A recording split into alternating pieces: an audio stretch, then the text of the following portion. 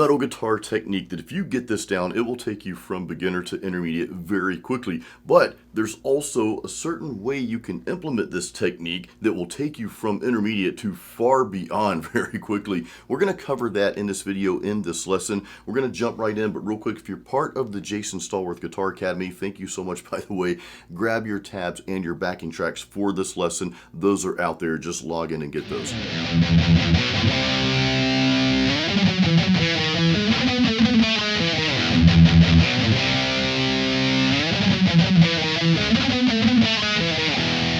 So that was riff number one. And real quick, before we get into riff number one here, if you noticed in the very beginning, the intro, you heard both guitars playing the same thing for the first half, but then the second guitar is another guitar that ventured out and did something a little different. So I want to teach you that in this lesson too.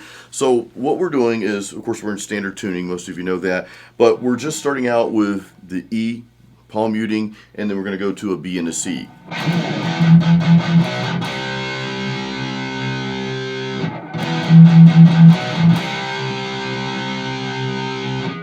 Now, something I do a little differently here is it's not just a straight.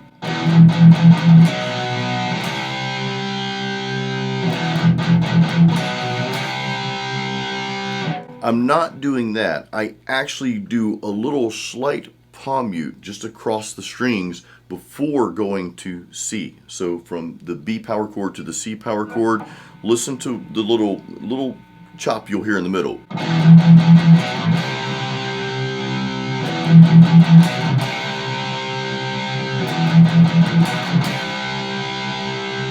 I'm not necessarily playing a note. I'm just sort of keeping that position going from B to C, and just a quick that's all it is. And it's one of those little nuances that you'll hear in music and in riffs. You're like, okay, well, what note is that? It's not really a note. Sometimes it's not a note. Now, sometimes it might be. You might just go back to palm muting that open E string. But oftentimes, I'm just doing a quick little rake across the strings, right? While I'm sort of hovering over from one note to the next, just to get like a sound effect almost. So it's not really a note that I'm playing.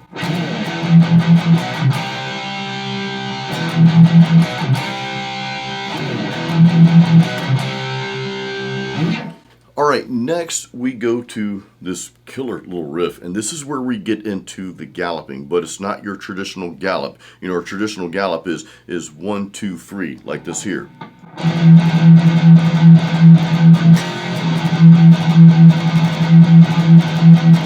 So I'm doing this little riff right here.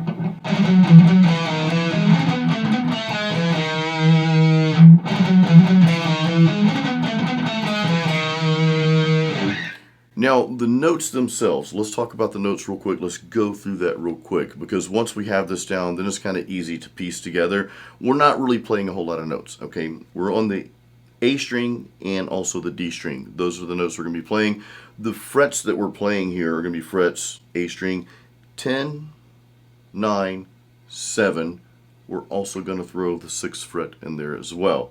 And we're going to play those exact same notes on the D string. So 8 notes total. There's 4 notes on the A string, 4 notes on the D string. That's it.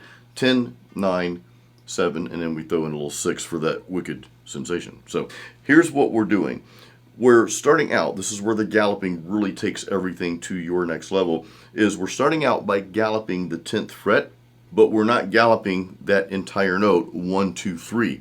And I've talked about this in prior lessons and other videos, prior videos, but we're actually going to another note before we finish the gallop. So remember, the gallop is 1, 2, 3. Okay, so we're doing the 1, 2 with the one note, but then we change notes on the 3. So it gives you this effect here.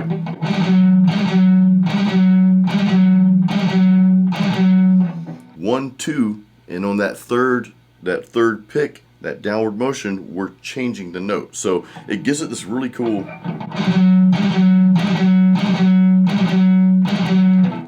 And I'm not going to encourage you to practice that slow. Sometimes slow doesn't work. A lot of times I say, yeah, practice stuff slow, get it down. But when you're galloping, that's a quick hand motion, okay? That's a quick wrist motion. So I'm not going to encourage you to practice that slow at all. But if you need to just practice that, like just on one note, or get to where you can change it, And I do encourage you to practice that over and over until you nail it down. You will nail it down. Now from there we go.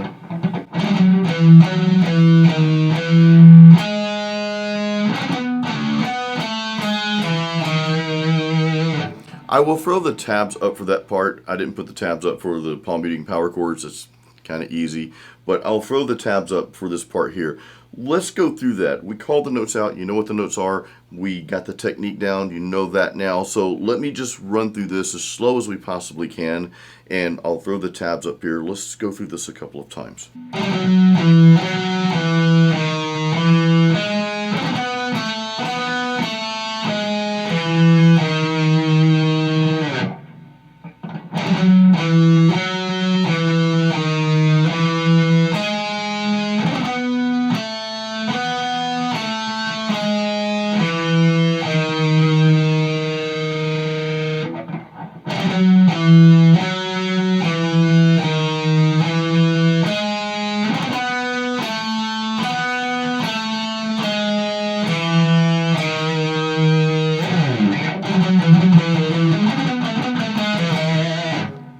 Got it. Okay, if you need to pause the video at any point in time and just study the tabs. They're on screen. Of course, if you're in my academy, you've got the download, so that's much easier, plus the backing tracks with guitars, the full mix, and without as well. So cool to have. In any case, though, after that guitar does that, and again, if you need to pause and go through that, please do that. You can pause. You can always come back to these videos and go through them as many times as you need to. I encourage you to do that. But the second guitar is actually doing the same thing in the beginning. So let's just hear the guitars real quick. Here's what the guitars sound like together, and you'll hear when that next guitar kind of breaks off in the middle and does something a little different.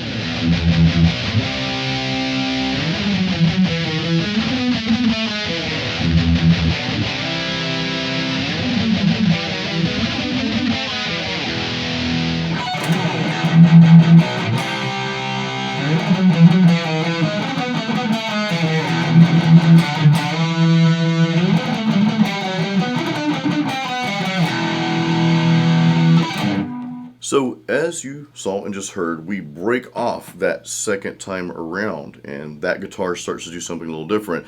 And we start out, instead of going to this,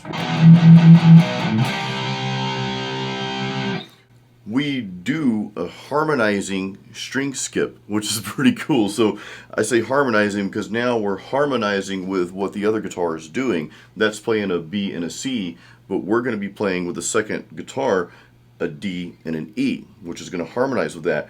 But we're not just playing the power chords either. We're actually doing the string skip technique. So we play the root and we play the octave. Okay, so that means instead of playing this,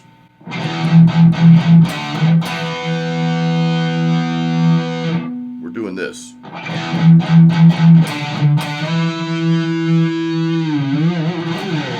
Cool sound, right? So in layman's terms, root, octave, what that means in this case is we're playing the A string, okay, 5th fret, that's your D note. We're playing that same note but an octave higher. How we do that is we skip the D string and we play the G string 7th fret. So these notes here.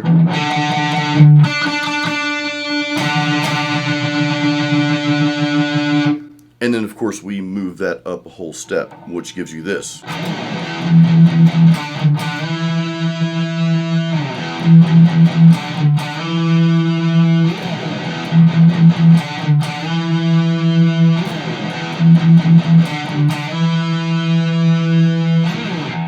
Pretty simple for the most part, right? Now, here's where things get interesting again. We're going to use the same technique, the same structure and everything, but we're also harmonizing with the single note riffs that we played, including our little gallop where we change notes mid-gallop. Still on the A and D strings, but we're going to be playing frets 14, 12, 10, and also 9. Same thing on the D string. So those are the notes. 8 notes total, and everything is aligned with the riff that we just played. We're just harmonizing with that. So here's what we're doing, and I'll throw the tabs up as well.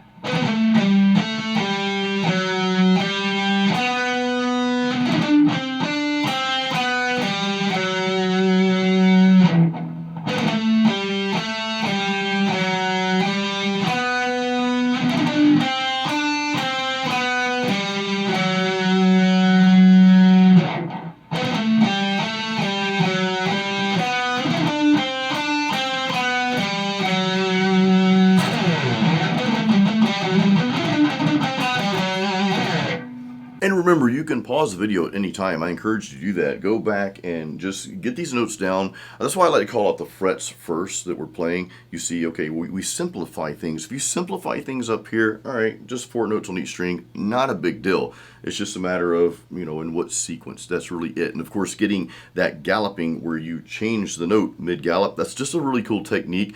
It's not so much that you're going to play faster. Yes, you can play faster with that technique. It's awesome. But it's more so what you can come up with. That's what it's all about. How's that going to help you develop your own style of playing, not someone else's? It is time for our guitar chat. But real quick, if you do not have my free Metal Riffs and Licks practice guide, the ultimate metal guitar practice guide, grab a copy of that. I have a link to that in the description of this video. That has literally helped thousands of my subscribers. I give it away to all my YouTube subscribers, my way of saying thank you. Now, if you have Metal Riffs and Licks, my free guide, and you enjoy this style of teaching, then you might want to check out my Guitar Academy online. I've got a link to that in the description as well. You may have noticed I'm playing, this is more of like tone talk than guitar chat, but I'm playing through an amplifier. You notice during the lesson here, this half stack behind me, well, that's my Black Star HT Venue MK3 amplifier.